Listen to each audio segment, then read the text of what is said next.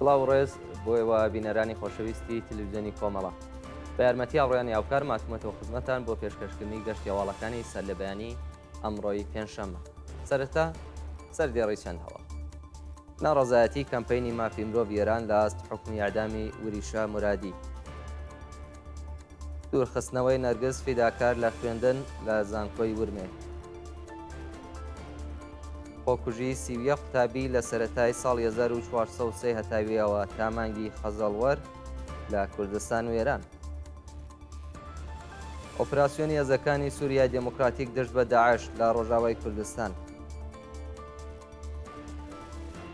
مانگرتنی پەرستەران و کادری دەرمان لە شارەکانی شیراز و یاسووج. درێژەی مانگرتنی خوێندکاران لە زانکۆی خاجە نەسیری تاران. دەست بەسەرکردنی چالاکێکی سنفی فەرەنگیان لە تاران و کۆبوونەوەی خوێندکارانی زانکۆی بلژیک بۆ پشتیوانی لە ئاهوو دەریایی.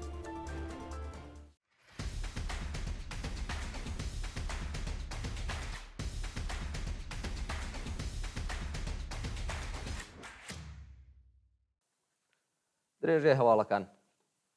ناڕەزایەتی کەمپەینی مافی مرۆڤ ئێران لە ئاست حکمی ئەعدامی وریشا مرادی. ڕێکخراوی کەمپەینی مافی مرۆڤ ئێران ڕۆژی چوارشەممە 23 خەزەڵوەر لە ڕاگەیانەیەکدا سەپاندنی سزای سێدارەی بەسەر وریشە مرادی بە توندی شەرمەزار کرد. لە ڕاگەیانەکەی کەمپەینی مافی مرۆڤی ئێران داهاتووە کۆماری ئیسلامی بۆ سەرکوتی دژبەرانی لە سزای سێدارە کەڵک وەردەگرێت و دەیەوێت لەو ڕێگایەوە کۆمەڵگای ناڕازی ئێران بە تایبەت ژنان کەمینە ئاینی و نەتەوەییەکان چاوترسێم بکات. کەمپەینی مافی مرۆڤی ئێران بە ئاماژەدان بە ڕەوەندی نادادپەروەرانەی دادگایکردنی وریشە مرادی و بێبەشکرانی لە پارێزەری سربەخۆ و پەیوەندی لەگەڵ بنەماڵە ڕایگەیاندووە کە بەرپرسانی کۆماری ئیسلامی پێیان وایە کاگەر کۆمەڵە کەسی بێتاوان کوژن ڕێگە لەسەر هەڵدانی کۆمەلگا دەگرن، بەڵام ئەزمموی ساڵانی ڕابردوو نیشانی داوە کە خەڵک هەرجار بەهێزتر لە جارەکانی پێشوو ڕژاونەتە سەر شەقام و بەرەوڕۆی هێزە سەرکوتگەرەکانی ڕژیم بوونەتەوە. کەمپەینی مافی مرۆڤ ئێران داوە لە بەرپرسانی خەزای کۆماری ئیسلامی دەکات کۆتایی بە سەرکوتی سیستماتیکی ژنان بێنێت، بەندکراوانی سیاسی ئازاد بکات و سزای سێدارە بە تەواوی هەڵوەشێنێتەوە.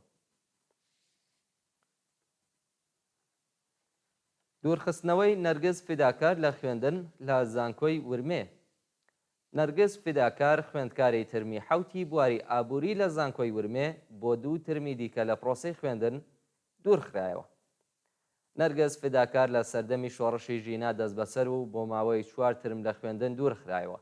لە ڕۆژانی ڕابردوودا بەرپرسانی زانکۆی ورمێ بەناوبراویان ڕاگەیاندووە کە چیتر ناتوانێت سەردانی زانکۆ بکات و تەنیا دەتوانێت کۆتایی 8 ترم لە ئەزموونەکاندا بەشداری بکات. بە وتەی سەرچاوەکانی نزیک لە بنەماڵەی فیداکار، هێزەکانی حراسەتی زانکۆی ورمێ هەڕەشەیان لە نەرگس کردووە و ڕایانگەیاندووە کە ئەگەر گیانت خۆشەوێت باشترەوەیە لە ئێران بڕۆی. خۆکوژی سیویە قوتابی لە سەرەتای ساڵی 1403 تا مانگی خەزەڵوەر لە کوردستان و ئێران. بە پێی ئامارەکان لە سەرەتای ساڵی 1403 هەتاویەوە تا بە ئەمڕۆ سیویە قوتابی لە شارەکانی کوردستان و ئێران بە هۆکاری جۆرا و جۆرەوە خۆکوژیان کردووە کە لەو ڕێژەیە 26 کەسیان گیانیان لەدەستاوە و 5 کەس ڕزگار و ڕەوانەی ناوەندە دەرمانیەکان کراون. بە وتەی کۆمەڵناسان دۆخی خۆکوژی لە نێو قوتابیانی ئێرانی وەکو قەیرانێکی مەترسیداری لێ هاتووە و درێژەی هەیە. زۆربەی قوربانیان لە ڕێگەی هەڵدانی خۆیان لەسەر پرد، خواردنی حەبوو، خۆ هەڵواسینەوە دەستیان داوەتە خۆکوژی. دەروونناسان هۆکاری خۆکوژی لە نێو قوتابیان بۆ هەژاری، سەپاندنی حیجابی ئیجباری، هاوسەرگیری زۆرەملێ لە تەمەنی منداڵی و کێشەی خێزانی دەگێڕنەوە و لە وارەوە هۆشداری دەدەنە دەوڵەت. پێدانی مەرەخەسی بە حسێن محەممەدپور لە زیندانی نەغەدە. ڕۆژی دووشەمە 21 خەزەڵوەری 1403 هەتاوی حسێن محەممەدپور بەندکراوی سیاسی خەڵکی گوندی گەرگۆڵەی خوارووی سەر بە پیرانشار لە زیندانی نەغەدەوە نێردراوەتە مەرەخەسی. بە پێی زانیاریەکان ئەم بەندکراوە سیاسیە بۆ ماوەی 5 ڕۆژ مەرەخەسی پێدراوە. ناوبراو ڕۆژی دووشەمە 7 گوڵانی 1403 بە بەنبەستی جێبەجێکرانی سزای بەندکرانەکەی دەست بەسەر و ڕەوانەی بەندیخانەی نەغەدە کرا. دواتر لەلایەن دادگای ئینقلابی مەهابادەوە بە تۆمەتی هاوکاری لەگەڵ یەکێک لە حزبە نارەکانی ڕژیم بە 18 مانگ زیندان محکوم کراوە و 15 مانگی بۆ جێبەجێ دەکرێت.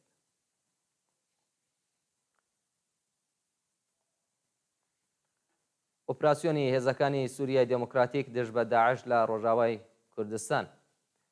ماوەی چەند ڕۆژە هێزەکانی سووریای دموکراتیک ئۆپراسیۆنێکی گەورەیان بە مەبەستی دەست بە سەرکردنی شانە نووسوەکانی داعش لە کەمپی هۆڵ دەست پێ کردووە و بەدەیان تێروریست دەستنیشان و دەست بەسەر کراون.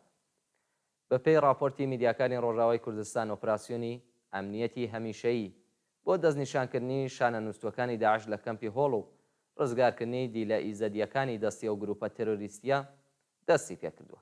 لە ماوەی چەند ڕۆژی ڕابردوودا 75 ئەندامی داعش دەست بەسەر و دەست بەسەر کۆمەڵێک چەک و تەقەمەنی داگیراوە. هەروەها چەندین تونێل لە ناو چووە و هەوڵەکان بۆ ڕوخاندنی تونێلەکانی دیکە درێژەی هەیە. مانگرتنی پەرستاران و کادری دەرمان لە شارەکانی شیراز و یاسووج. ڕۆژی چوارشەمە 23 خەزەڵوەر پەرستاران و کادری دەرمانی چەند نەخۆشخانە لە شارەکانی شیراز و یاسووج بۆ چەندەهەمین ڕۆژی بەردەوام دژ بە جێبەجێ نەکردنی داخوازیەکانیان درێژیان بە مانگرتندا. پەرستاران و کادری دەرمانی ئێران خوازیاری پێدانی داخوازیە دواخراوەکان، زیادکردنی تعرفەی پەرستاری، وەلانانی ئیزافەکاری، پێدانی کارانە و ئیزافەکاریەکانی پێشوو، تەزمینی ئەمنیەتی کاری، دامەزراندنی هێزی کاری نوێ، گۆڕانی دۆخی پیشەیی، کەمکردنەوەی ساعاتی کار و دابینکردنی کەرەستەی پێشکەوتووی سەردەم بۆ بەشی ئۆرژانس بوون. درێژەی مانگرتنی خوێندکاران لە زانکۆی خاجە نەسیری تاران. ڕۆژی چوارشەمە 23 خەزەڵوەر خوێندکارانی زانکۆی خاجە نەسیری تاران بۆ دووهەمین ڕۆژی بەردەوام لە ئاسکیان لەدەستانی خوێندکارێکی ئەو زانکۆیە کۆبوونەوە. بەیانی ڕۆژی سێشەممە 22 خەزەڵوەر خوێندکارێکی بواری کیمیا لە زانکۆی خاجە نەسیری تاران بە ناوی ئەمیر مێهدی چگینی لە نهۆمی سێهەمی بینایەکی نێوخۆیی کەوتە خوارەوە و بە سەختی بریندار بوو. ئەو خوێندکارە بەهۆی درەنگواستنەوەی بۆ نەخۆشخانە گیانی لەدەستداوە و ئەو ڕووداوە بۆتە هۆی ناڕەزایەتی خوێندکاران و مانگرتووان ماوەی 2 ڕۆژە کلاسەکانی دەرسیان داخستووە. دەست بەسەرکردنی چالاکێکی سنفی فەرەنگیان لە تاران. بەیانی چوارشەمە 23 خەزەڵوەر محەممەد حەسەنپور چالاکی سنفی فەرەنگیانی تاران لە ێرشی هێزانامنیەتیەکانی ڕژیم بۆ سەر ماڵەکەی دەست بەسەر و ڕەوانەی زیندانیە بینکرا. شۆڕای هاواهەنگی ڕێکخراوە سنفیەکانی فەرەنگیانی ئێران وێڕای شەرمەزارکردنی ئەو کردەوە نایاسەیە خوازیاری ئازادی بێشەرت و مەرجی محەممەد حەسەنپور و هەموو معلیمانی زیندانی بوون. شانی باسە کە هێشتا هیچ زانیاریەک لەسەر هۆکاری بەندکرانی ئەو چالاکە سنفیە بڵاو نەکراوە.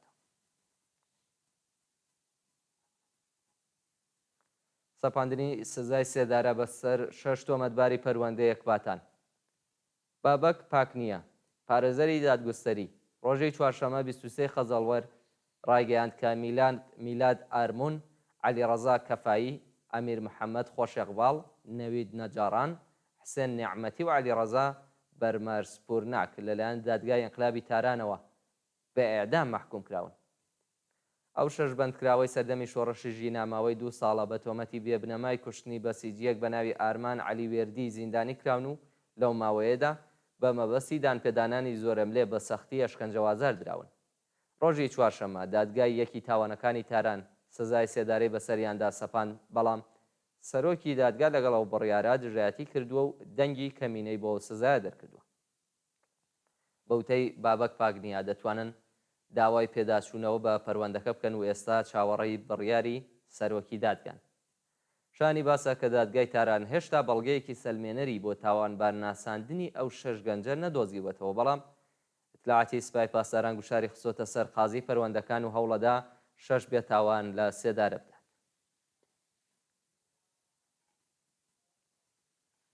سەپاندنی سزای زیندان بەسەر دوو چالاکی سیاسی لە ئیسفەهان. لە قیەکی دادگای ئینقلابی ئیسفەهان عەلی موعینی و هاوژینەکەی بە ناوی ئاوا نەسیری سەرجەم بە 6 ساڵ زیندانی تەعزیری مەحکوم کردووە. عەلی موعینی پێشتر لەلایەن ئیتلاعاتی سوپای پاسدارانەوە دەست بەسەر و پاش 2 مانگ لێپرسینەوە بە دانانی وەسیقە ئازاد کرابوو. ناوبراو لەلایەن دەستگای قەزای ڕژیمەوە بە تۆمەتەکانی هاندانی خەڵک بۆ توندوتیژی و تەبلیغ دژی نظام سەرجەم بە 6 ساڵ زیندانی تعزیری محکوم کراوە کە 5 ساڵی بۆ جێبەجێ دەکرێت. هاوکات ئاوا نەسیری هاوژینی ئەو چالاکە سیاسیە بە تۆمەتی تەبلیغ دژی نظام بە 1 ساڵ زیندانی تعزیری و 2 ساڵ قەدەغەی چوونە دەرەوە لە وڵات محکوم کراوە.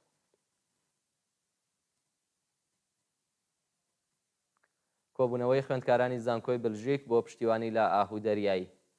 ڕۆژی چوارشەممە 23 جۆزەردان دەیان خوێندکاری زانکۆ لە شاری برۆکسێلی بلژیک بۆ پشتیوانی لە ئاهوو دەریایی خوێندکاری دەست بە سەرکراو لەلایەن وەزارەتی ئیتلاعاتی کۆماری ئیسلامیەوە کۆبوونەتەوە.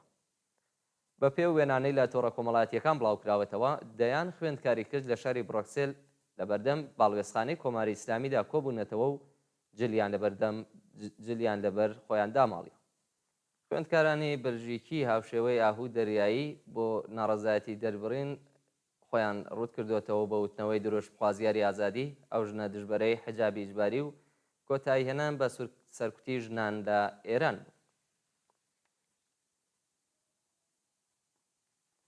بە دوایین هەواڵمان سەبارەتە با ڕێزلێنان لە نەرگز محەممەدی لەلایەن ئەنجومەنی لۆکرایۆنی فەڕەنسا لە ڕۆژانی ڕابردوودا لە شاری ڕاماتیولی فەڕەنسا. ئەنجومەنی لوکرایول کە لە بواری ئازادی ڕادەربڕیندا چالاکە پێشانگایەکی بە مەزموونی خەباتی ئێرانیان بۆ گەیشتن بە ئازادی کردەوە و لەو پێشانگایەدا ڕێز لە کار و چالاکیەکانی نەرگز محەممەدی براوەی خەڵاتی ئاشتی نۆبێل گیرە.